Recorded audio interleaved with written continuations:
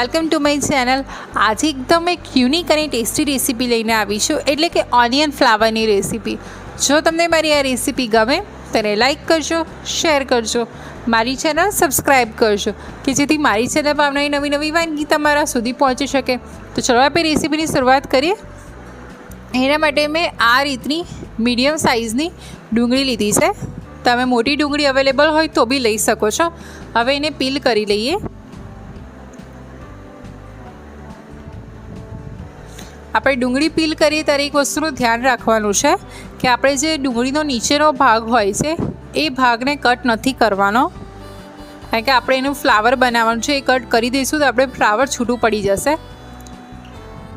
હવે આ રીતે એને પહેલાં બે મોટા કટ આપી દઈએ અને ત્યારબાદ હવે એના નાના નાના કટ કરી અને એને ચારે સાઈડથી કટ કરી લઈએ।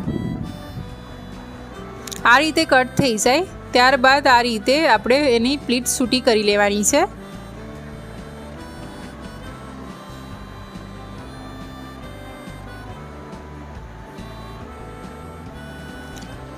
અને આ રીતે હું બીજી ડુંગળી બી રેડી કરી લઉં છું।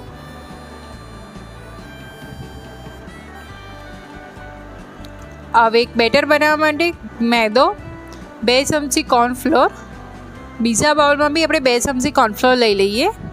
मैदावाળા મિશ્રણમાં મીઠું, ગરમ મસાલો, pizza seasoning, black pepper powder, લાલ મરચું અને કોર્નફ્લોરમાં મીઠું એડ કરી બધાને સરસ મિક્સ કરી લઈએ।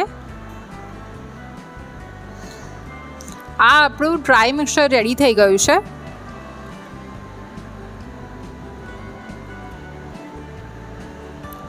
હવે આપણે જે કોર્નફ્લોરવાળું મિશ્રણ હતું એમાં ખાટી છાશ એડ કરવાની છે અને એને બી સરસ મિક્સ કરી લઈએ।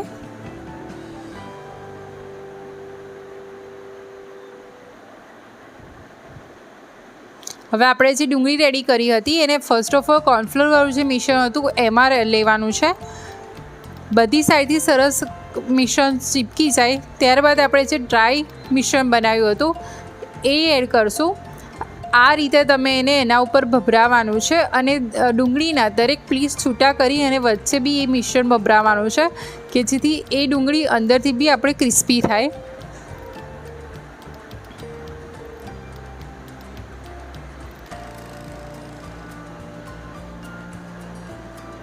તમે આમાં મેદાની જગ્યાએ ચણાનો લોટ યુઝ કરી શકો છો।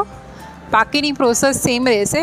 આપણે જે ફરી પ્રોસેસ કરવાની છે કોર્નફ્લોરની ડીપ કરી ત્યારબાદ અગેન ડ્રાય મિક્સરમાં એને ડીપ કરવાનું છે।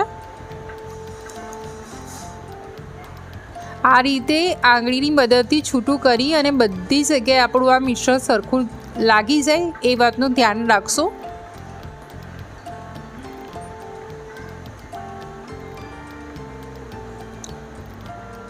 હવે આપણે બધી જગ્યાએ મિશ્રણ પહોંચી ગયું છે। હવે એને મીડિયમ ફ્લેમ પર ક્રિસ્પી થાય ત્યાં સુધી આપણું ઓનિયન ફ્લાવરને ફ્રાય કરી લઈએ। આપણું ઓનિયન ફ્લાવર ફ્રાય થઈ ગયું છે। એને ઉપર સોસથી સ્પ્રિંકલ કરી મેયોનીઝ સાથે સર્વ કરીએ। તો આ રેસીપી તમારા ઘરે બનાવો અને કેવી લાગી કોમેન્ટમાં જણાવજો। આવી બીજી રેસીપી સાથે ફરી મળીશ। આવજો। જય શ્રી કૃષ્ણ।